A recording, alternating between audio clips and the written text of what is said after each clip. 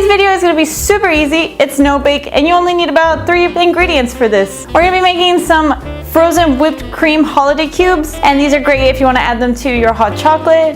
You can add some peppermint flavoring into this, or you can keep it with the vanilla. As always, everything you're going to need will be in the description box down below. Now let's get started on this. We're going to start by getting our quarter sheet pan lined with parchment paper, some granulated sugar, some heavy cream and vanilla. Pour your heavy cream into a bowl and we're gonna whip that. If you have a stand mixer, I recommend using that as well. It will make it easier. Add your vanilla extract to this and keep mixing it. You're gonna want it to froth up and come together like shaving cream. Gradually add your sugar to this and keep mixing.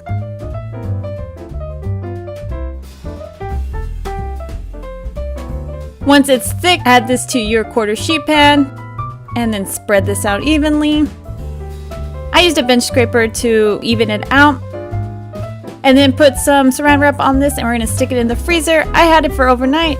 You may need just about 3 hours or until it hardens. Once it's frozen, take it out, flip it out of the sheet pan, and then get your cookie cutters to get the shapes out. These cookie cutters didn't work very well for me. They were too hard to get out of the cutter, so I recommend just using the traditional cookie cutter. Just punch out the shapes you want, stick them back on a sheet pan or on a plate, and then put them in the freezer until you're gonna use them. And I did different shapes. I did some candy canes, snowflakes, some gingerbread men, and Christmas trees. And here's the hot chocolate with the heavy cream cube.